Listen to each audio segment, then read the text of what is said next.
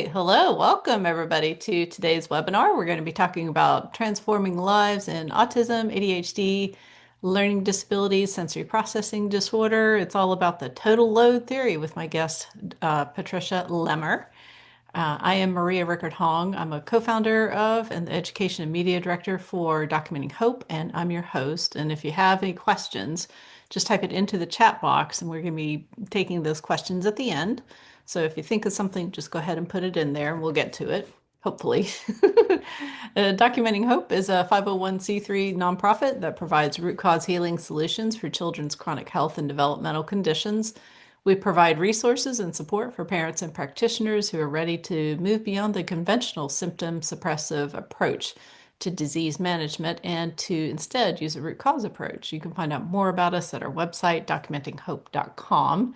And we invite you to join us inside our Healing Together membership program, where we have an uncensored private forum. You can talk about whatever you want. Monthly house calls with Drs. Medea Saeed and Heather Tallman Room, and our monthly community Q&A calls with myself, Beth Lambert, and Shandy Lasky. And we also have our healing trail map and resources in there. You can find them out more about that at healing.documentinghope.com/register. And just a quick disclaimer about our webinar. This webinar is not a substitute for medical advice, treatment, diagnosis, or consultation with a medical professional. It is intended for general informational purposes only. It should not be relied upon to make determinations related to treatment of a medical condition. Documenting Hope is not verified and does not guarantee the accuracy of the information provided in this webinar. So today my guest is Patty Lemer. Hopefully she's a familiar face to most of you. She's a licensed professional counselor. She holds a master's in education and counseling and learning disabilities from Boston College and a master's in business from Johns Hopkins University. She practiced as an educational diagnostician for over 40 years. She was a co-founder and served as executive director of the international nonprofit organization Developmental Delay Resources, also known as DDR. And after DDR merged with Epidemic Answers, which then became Documenting Hope, she became chairman of the board. And when she retired from the board, she became our emeritus board member or chairperson. She is the author of a brand new bestseller. It's called Total Load Theory, Transforming Lives in Autism, ADHD, LD, SPD, and Mental Health. It's available for pre-order now on Amazon. It's become a bestseller, as I said, and I believe it goes live in just a couple of days. So welcome, Patty. Thanks for joining us today. Thank you, Maria. I'm so excited to be back on the webinar with you. Yeah, we've done quite a few of them together, I believe, over the years. We have. You even interviewed me once. That was Yep. kind of fun when my first book came out. So for people that want to know, what is total load theory? That's like the main title of your book, and what should people know about it, and how do they think about it in regards to all of those conditions that I mentioned above? Well, total load theory is an engineering term, and it describes the accumulated stressors that make a bridge collapse. Mhm. And so Pittsburgh has more bridges. Pittsburgh, where I live, has more bridges than any other city in the country, believe it or not, over 400 bridges. Hmm. And in the last couple years, we've watched two of them collapse. Good grief. And it's easy to say, well, that bridge collapsed because an overloaded 18-wheeler went over it, and that was what caused it to collapse. Mm. But total load theory posits that that was the straw that broke the camel's back. Okay. And what made the bridge collapse was these accumulated stressors. Mhm. And that overloaded truck was the last thing, on top of maybe a bad design, maybe previous overloaded trucks that weakened it. Mhm. If the bridge was over one of our rivers, it was maybe ships hit the moorings of the bridge and weakened those. So the body is like a bridge. Okay. And stressors are everywhere. And in my book, I talk about all the different categories of stressors that I could think of. Right. You had a lot. And there are a lot, whether they're biological or environmental or social or academic, these stressors add up. Okay. And so, to answer the question that everybody wants to know the answer to, what causes autism? Hmm. What causes learning disabilities? What causes mental health disorders? The answer is everything. Right. Right. It's not All a those clean answer. stressors. Yeah. People don't like that because they want that one thing, that, one thing that just really caused it. Although that one thing could be a trigger, sort of like that overloaded 18-wheeler that caused them to Exactly. collapse. But so what are examples of some of those kinds of root causes and stressors? Well, stressors start prenatally, Okay. and healthy parents have healthy kids. Mm-hmm. And so the last chapter of my book, if we work backwards, is how to have a healthy baby and prevention that you can put into gear before you put a baby in the oven. Mm-hmm. And so I want parents, prospective parents, to be healthy and hearty Hmm. and not taking medications and Right. feeling good about themselves and being unstressed Mm-hmm. when they conceive. Right. And so I look at about a year out, which rarely happens, Yeah. that, Yeah. that parents start looking at how can I improve my health so that my the male sperm and the female body Mhm. are good enough, Mhm. better than good enough to conceive a healthy baby. Right. So you mentioned stress for the mother. What are some of the other things that potential moms could look at, or dads too? Well, actually, the number one thing that you and I have talked about and we learned about a long time ago was a mother's thyroid Hmm. level.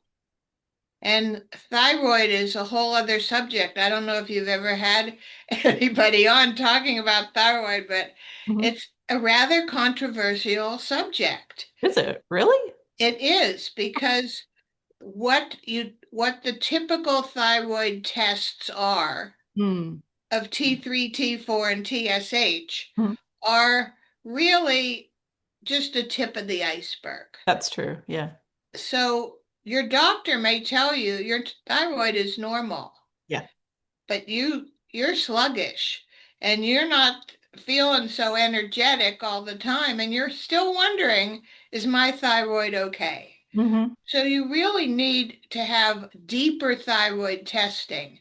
And I don't know enough to go into how deep that is, but um, Dr. Brownstein is really Yeah. David Brownstein. the expert on this subject. Yeah. And you really want to look deep, especially if you're having fertility problems. Right. Right. Yeah. That's People one don't of get the that first connection. that's one of the first places to look. Right.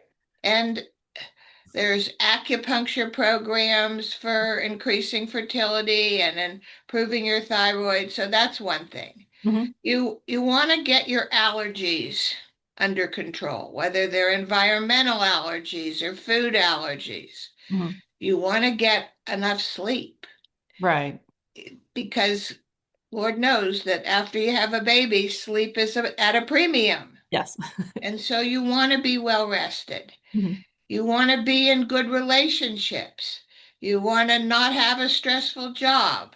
You want to have a happy body to make sure that it's a good place to put a baby. Right, right. Well, going back to the thyroid, wasn't it Raphael Kelman, the MD in New York, that, as far as I knew, was the first one that really talked about the thyroid autism connection? That Yes, he said he just noticed that a lot of his female clients who came in for hypothyroidism treatment, it's usually low thyroid, not necessarily high thyroid. correct. That's tends to be more rare these days anyway, as far as I know. But he just noticed that a lot of them had kids with neurodevelopmental disorders. right. I think the So research. our body here has a threshold like that bridge when it's going to collapse. Mhm. And each one of these risk factors adds up incrementally. And they're not, it's just a little bit. My mother used to say, well, I just had a little bit of sugar. And Right, it, right. it wouldn't hurt me, just a little bit.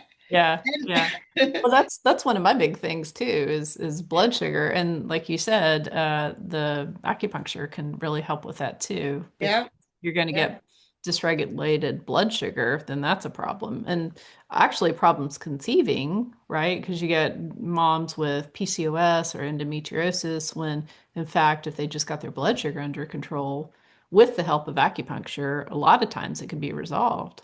right. Yeah. So it's any kind of stressors are going to make it difficult to conceive Mhm. and are going to put stress on the growing fetus in utero. Mhm. And so once the baby is born, we have what genetics did we get? Mhm. And they're genetic mutations that are stressors.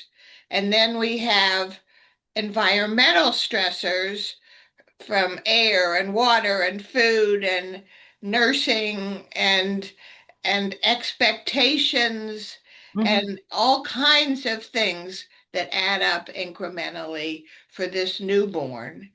And we have seen it in so many children. Maria, you wrote a book about it too. I did. Yep. And you see babies with eczema, with allergies, who have vaccine reactions, Mhm. who aren't sleeping, who are colicky, and who just aren't happy. Right. And the stressors add up in the baby, and the stressors add up in the parents as they try to deal with these. And eventually, that baby is going to get a diagnosis. Right. Those are what we call soft signs. So things like Absolutely. eczema, the colic, acid reflux, failure to thrive, missing milestones, which Larry Pilevsky and I talked about a couple months ago, which was Right. excellent. He and I talked about that too, and we're so distressed that they've moved the Yes. bar on Yes. so many of these milestones. We used to have kids walking almost exactly on 14-month birthday. Hmm. Yeah. Oh, now it's okay if they don't walk till 16 or 18 months. That's still within the new normal. And now they're saying the CDC has said it's okay if your baby doesn't crawl. Tell Oh, people I why know. crawling is so important for your baby. And Well, crawling. crawling is a midline, crossing the midline and integrating the two hemispheres of the brain. Mhm. And what happens usually when nurse practitioners and doctors take histories and say, well, did your baby crawl? Mhm. Even if they get a no, they don't get why that's important and what we need to do about it. Right. And it's such an important milestone Mhm. for hemispheric integration Mhm. and for later development of the motor system, the eyes with the hands, because the visual motor team is like peanut butter and jelly. It They really have is. to work together. Yeah. And kids aren't writing anymore.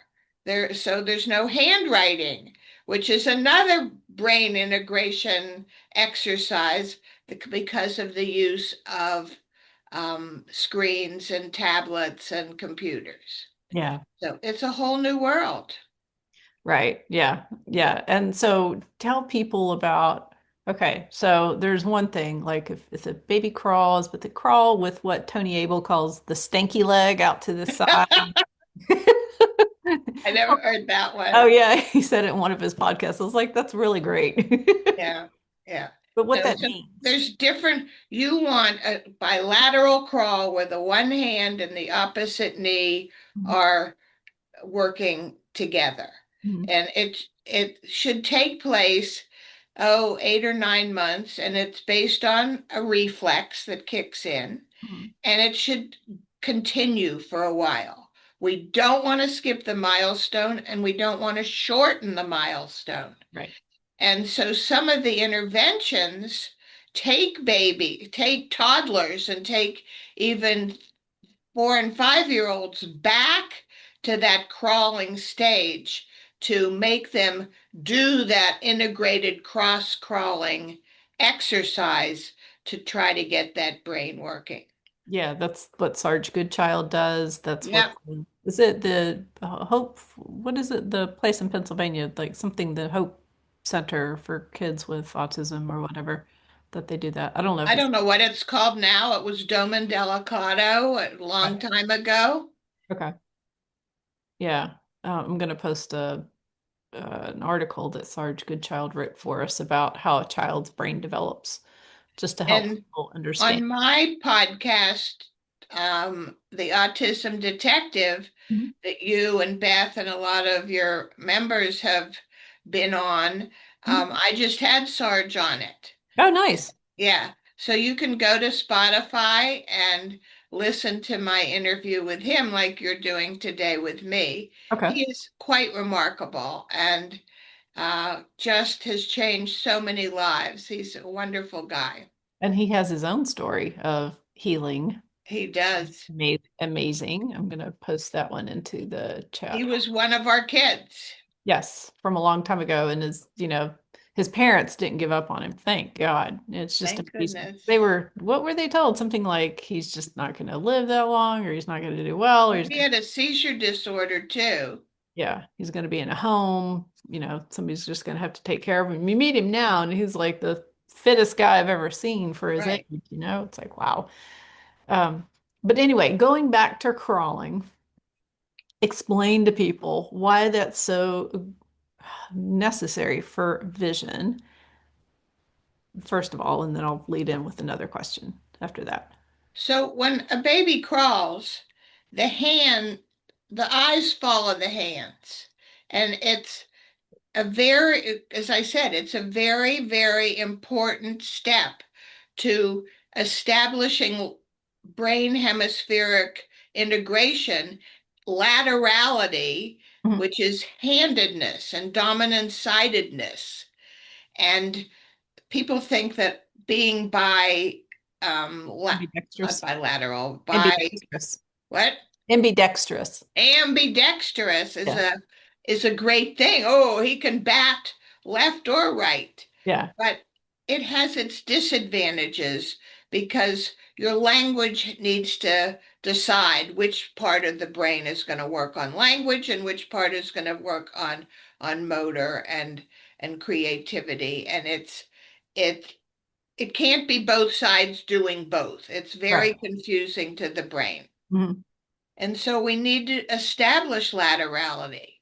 The first person who helped me understand the importance of this was an occupational therapist. Mhm. And I was a psychologist doing play therapy and trying to get a young child who probably today would have been diagnosed as autistic to play with me. Mhm. And he wasn't interested. Right. And I was so frustrated. It was my first job doing play therapy. And it wasn't like the book Dibs in Search of Self, where I was promised that if I did the right things, the child would be interested in me. Right. And Mary Driscoll, who was an occupational therapist at the hospital in Boston where I worked, said, "Oh my goodness, Patty, come down to my room. I'm having much more fun than you are. I Mhm. have ball pits and Oh yeah. skater boards and swings. Yeah. If you put a child on a swing, if you play with him and let his lower level senses Hmm. kick in, his touch, his movement, his vestibular system, Right. you are going to elicit social interaction and language. And Right. what I didn't realize, I had skipped all those steps. I Mm. was never taught about the vestibular system, Right. nor were you, right? And you discovered it in your book and the importance of balance and movement, which takes place in the inner ear, as a foundation for higher level function and for vision becoming the dominant sense.